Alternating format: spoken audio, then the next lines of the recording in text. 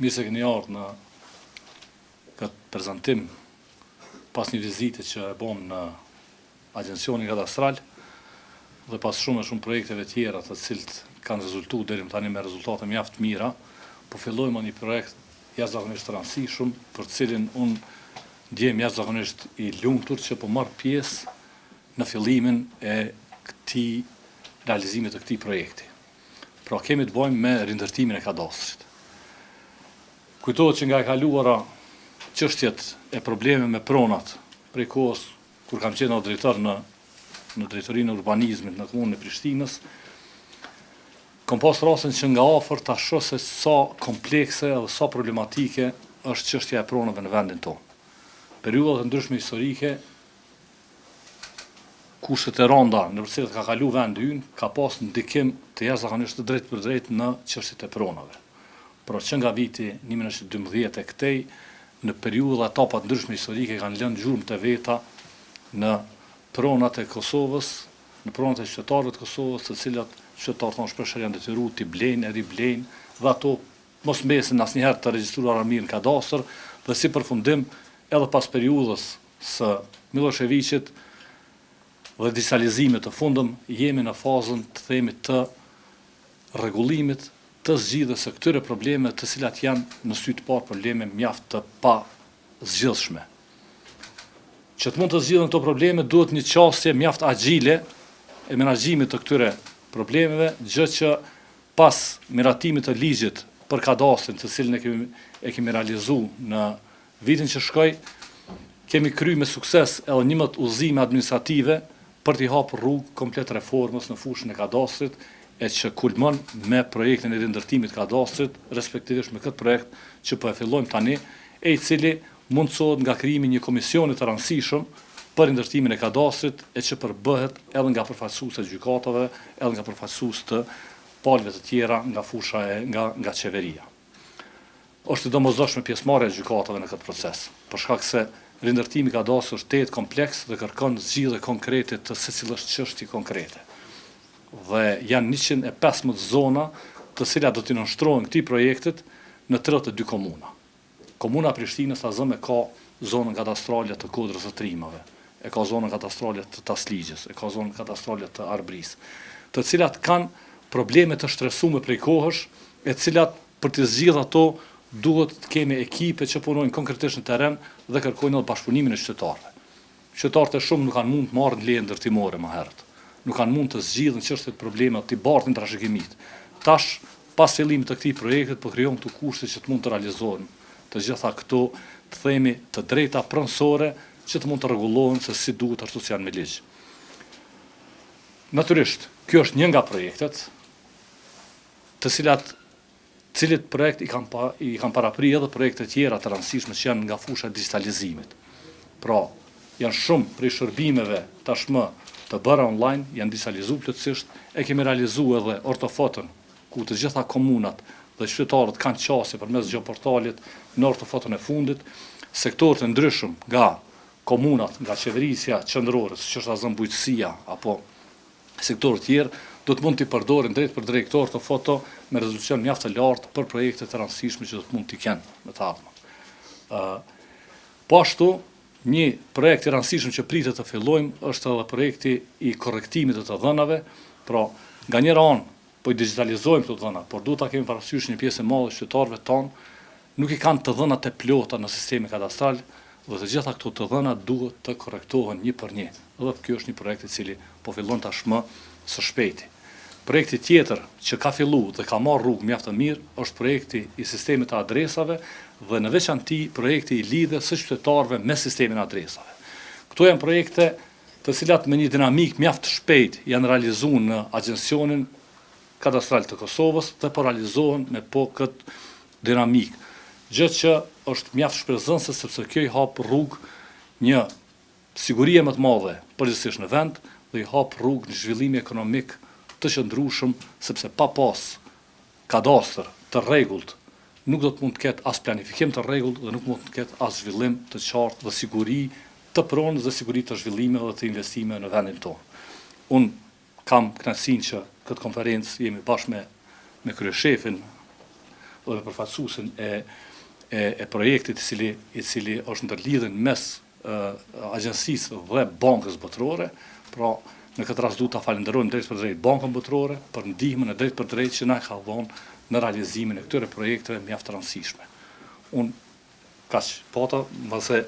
Avniu, kryeshefi, ka mundësi që të na jap më shumë hollësi rreth këtij projekti. Faleminderit ministër, të nderuar media, bashkëpunëtor. Është kënaqësi me fillu këtë projekt, i cili është i rëndësisë të veçantë për shkak që kemi zgjidhur probleme të cilat janë trashëguar tash në kohë gjatë. Si projekt edhe si komisioni ka kompetencat e zgjeruara, ku për herë të parë kanë të drejtë me trajtuar edhe procesin e trashëgimisë, kanë të drejtë komisioni me zyrtarizuar transaksionet jo formale, të cilat qytetarët me shtrëngim dore ose me ndrim pronave e kanë kryer në mënyrë jo formale, po tash kanë të drejtë përmes komisionit dhe përmes këtij projekti të njëjtat me zyrtarizu edhe me i regjistruar kadastër. Çështja tjetër që kam përfshirë në këtë projekt është edhe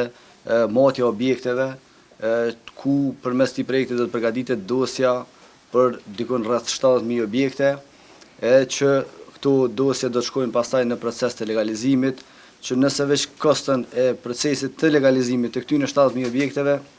e llogarisëm është në kursim mbi 10 milion për qytetarët e vendit, për qytetarët e këtyre 115 zonave ku do të bëhet ndërtimi informacione kadastrale. Si proces do të fillojë nga hëna,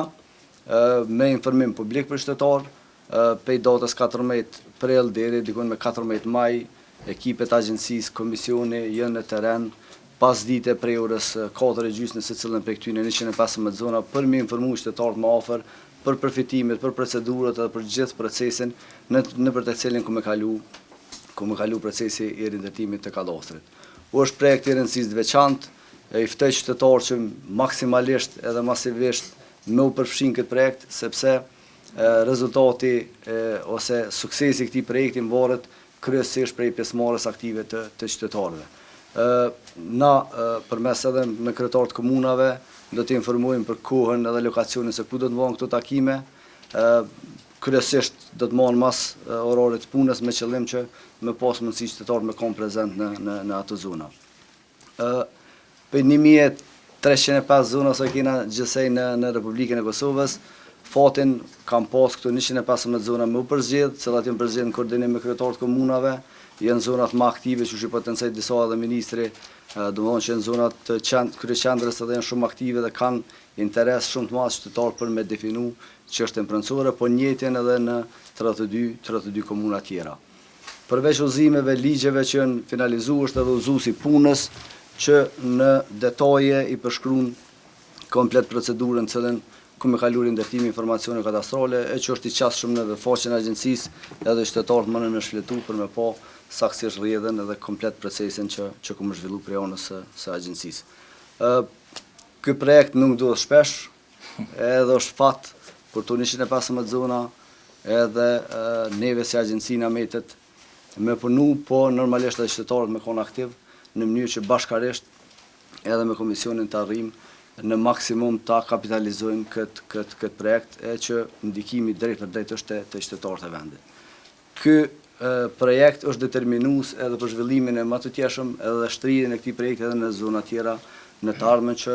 besoj për një periudhë 10 vjeçare ku me kanë një prej projekteve kryesore që duhet më shty përpara edhe me mrri me rindërtu kadastrin në komplet territorin e vendit. Unë falenderoj ministrin për përkrajen edhe për këtë angazhimin e juaj, se pa konë angazhimi përbashkët nuk shumë rri sot me lancu këtë projekt. Normalisht falenderojmë për Bankën Botërore për financimin edhe në aspektin e ekipes, edhe në aspektin e njerëzve,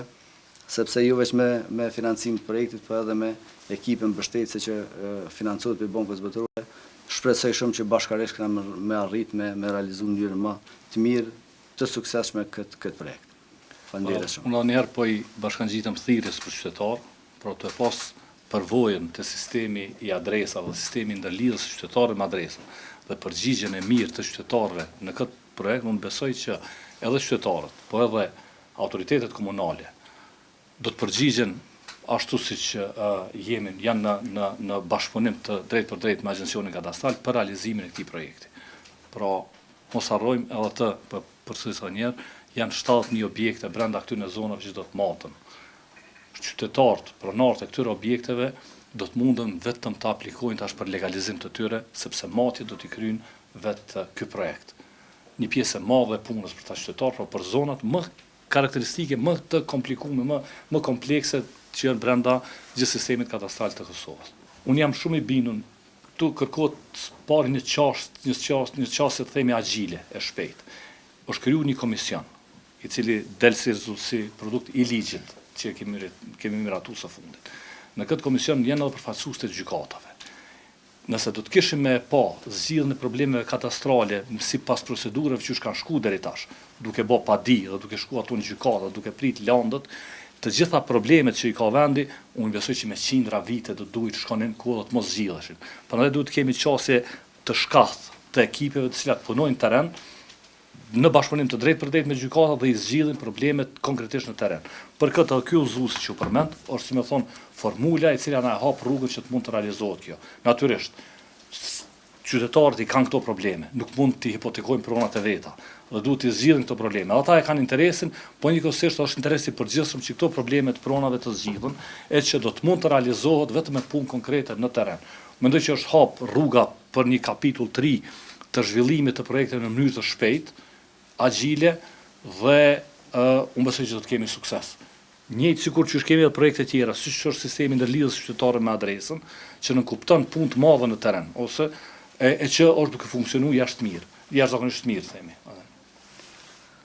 Ndoshta veç si plotësim, na kena nënshkruar memorandum bashkëpunimit me secilin prej kryetarëve të komunave, për zgjedhja e zonave bën koordinim me ta, edhe në baza të rregullta ditore kena bashkëpunim dhe besoj që në secilin hollk, në secilin fazë projektit ata